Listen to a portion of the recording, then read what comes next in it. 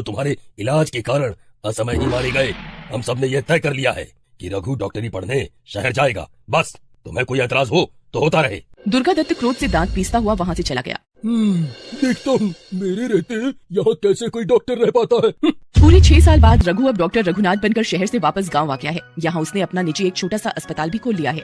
भगवान भला करे बेटा तेरा, तुम हमारी आशा की किरण हो। तुम हमें एक नया जीवन दे रहे हो। तुम्हारे इस प्रयास से अब हमें इलाज कराने के लिए ना तो शहर जाना पड़ता है और ना ही किसी नीम हकीम वैद्य के भरोसे रहना पड़ता है। दुर्गा दत्त यह सब देखकर मन ही मन कुढ़ता रहता था। बस एक मौके का इंतजार है, फिर मैं इन सबको देख लूंगा, किसी को नहीं छोड़ूंगा। एक दिन गांव में बच्चों को पिलाने के लिए शहर से पोलियो की दवाइयों के बक्से आए हुए थे। सभी गांव वाले उन दवाइयों को आश्चर्य से देख रहे थे। क्यों ना मैं इन्हें चुरा लूं? दवाइयाँ समय पर बच्चों को नहीं दी जाएगी तो डॉक्टर को खूब नीचा महसूस होगा। गांव वालों को भी डॉक्टर लापरवाह लगेगा और गांव वालों का सारा भरोसा उस पर से टूट जाएगा।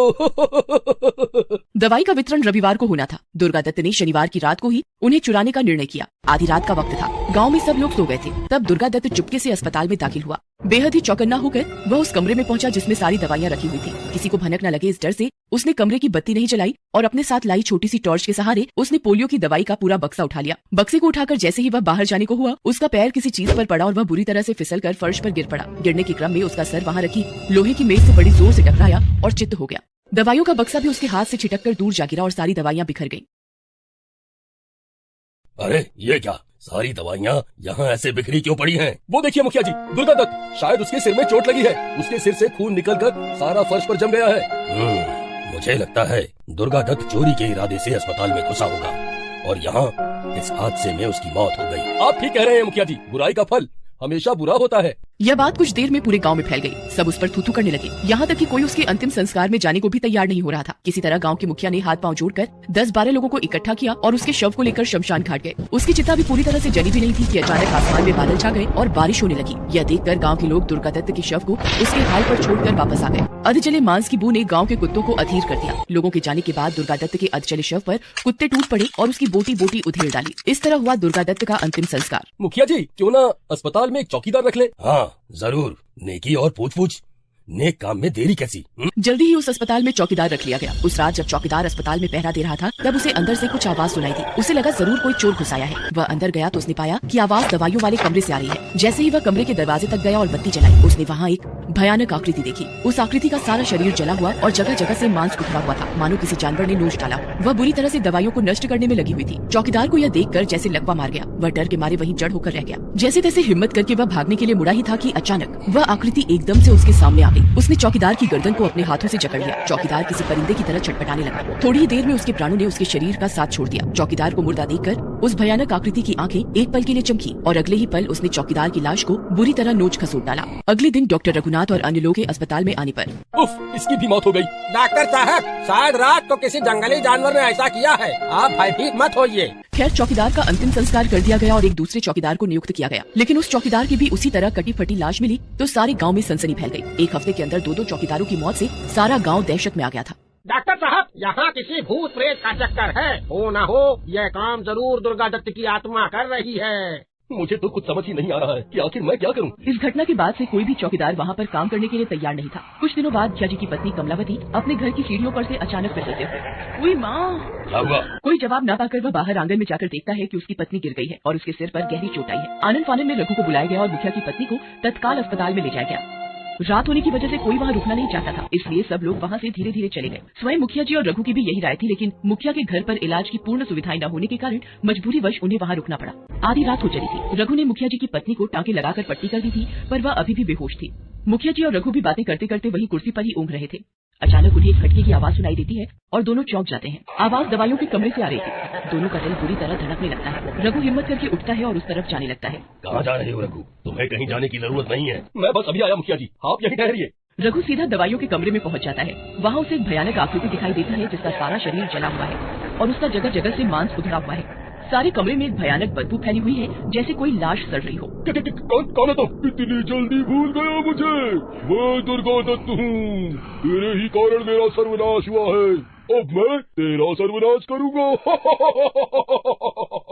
वह रघु की गर्दन पर अपना शिकंजा धीरे धीरे कसने लगता है। रघु किसी मुर्गे की तरह छटपटाता है। उसकी आंखें जैसे बाहर आने को ही होती हैं। छोड़ो छोड़ो मुझे, मैं कहता हूँ छोड़ो छोड़ो मुझे। रघु रघु रघु बेटा।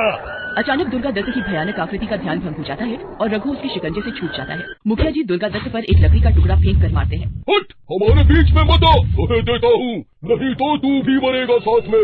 इसी दिन का तो मुझे काफी दिनों से इंतजार था। अब कहाँ जाएगा मुझसे बचकर।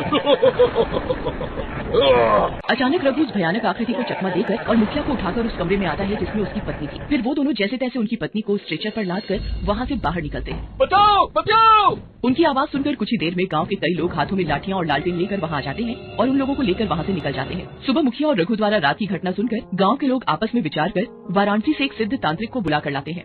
सारी बातें सुनने और उस जगह का मुआयना करने के बाद मैं उस दुष्ट आत्मा को खत्म तो नहीं कर सकता, हाँ, और इतना अवश्य कर सकता हूँ कि उसे उसी कमरे में कैद कर दूं, जिससे वह किसी को कोई नुकसान न पहुंचा पाए।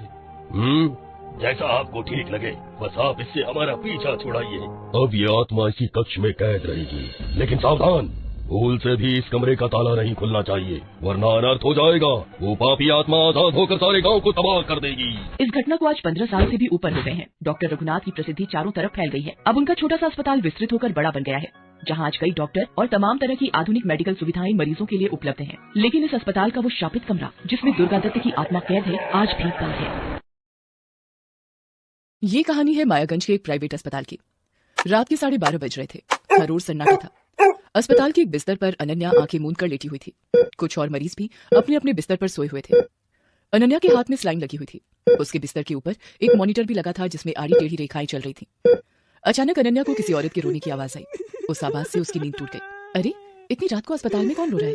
कहीं किसी के साथ कोई अनहोनी तो नहीं हो गई? अनन्या ने अपनी आंखें खोली तो उसने जो देखा उसे देखकर उसकी चीख निकल गई। उसने देखा कि उसके सामने एक बहुत ही भयानक चुड़ैल खड़ी है जो उसे देखकर रोई जा रही है।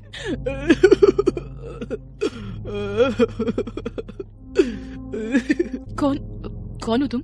भाग जा यहाँ से, भाग जा नहीं तो तू मरेगी। ये कहकर चुड़ैल अनन्या के पास आई और उसके हाथों में लगी स्लाइन के पाइप को खींचने लगी। अरे, ये क्या कर रही हो तुम? पागल हो गई हो क्या? छोड़ो मुझे। लेकिन उस चुड़ैल ने अनन्या की एक नहीं सुनी और उसने स्लाइन की पाइप को खींचकर निकाल दिया। अनन्या जोर से चीख पड़ी। अनन्या के हाथ से खून बह रहा था और वो नीचे जमीन पर टपक रहा था। उसके खून से अस्पताल की फर्श धीरे धीरे कर लाल होती जा रही थी। क्यों कर रही हो तुम ये सब? मैंने क्या बिगाड़ा है तुम्हारा? भाग जा यहाँ से, भाग जा नहीं तो तू मरेगी। अनन्या दर्द से करा रही थी। तभी चुड़ैल ने उसके बिस्तर के ऊपर लगे मॉनिटर को घूर कर देखा और उसे अपने नाखूनों से नोचने लगा। फिर एक जोरदार मुक्का वो उस मॉनिटर पर मारती है। उसकी स्क्रीन पूरी टूट जाती है। उसके बाद वो चुड़ैल अपने हाथ से मॉनिटर निकालती है और अनन्या की तरफ फेंकती। अनन्या खुद को बचाने के लिए जोर से चीख पड़ती है, बचाओ। अनन्या की चीख सुनकर उसके बिस्तर के पास बैठी उसकी 10 साल की बेटी अर्पिता बहुत घबरा गई और उसने अपनी माँ से कहा, क्या हुआ माँ, क्या हुआ? तुम इस तरह क्यों चीखी? चुड़ैल, वो चुड़ैल मार देगी मुझे, मार देगी। कौन मार देगी? वो चुड़ैल, देखो तो उसने मेरी स्लाइन खोल दी है और मॉनिटर भी तोड़ दिया। ये सब तुम क्या कह रही हो माँ? ऐसा तो कुछ नहीं हुआ है। ये देखो, ये स्लाइन तो लगी हुई है तुम्हारे हाथों में। अनन्या ने भी घूर कर अपने हाथों की ओर देखा, फिर अपने बिस्तर के ऊपर लगे मॉनिटर की ओर। अरे, यहाँ तो सब ठीक है। इसका मतलब मैं कोई सपना देख रही थी? हाँ माँ, तुम कोई सपना देख रही थी। बहुत ही डरावना सपना था बेटी, बहुत ही डरावना। अनन्या 2 दिन पहले ही अस्पताल में एडमिट हुई है। घर पर काम करते करते अचानक उसे चक्कर आ गया था और वो बेहोश हो गई थी। वो तो संयोग अच्छा था कि उसकी बेटी अर्पिता उस समय घर में थी। माँ, क्या हुआ माँ? उठो ना माँ। अर्पिता पड़ोसियों की मदद से अपनी माँ को अस्पताल ले आई। डॉक्टरों ने अनन्या को तुरंत अस्पताल में दाखिल तो कर लिया था, लेकिन उन्होंने अभी तक नहीं बताया था कि आखिर अनन्या को हुआ क्या था। अनन्या ये सोच ही रही थी कि तभी डॉक्टर भंडारी वहां गए।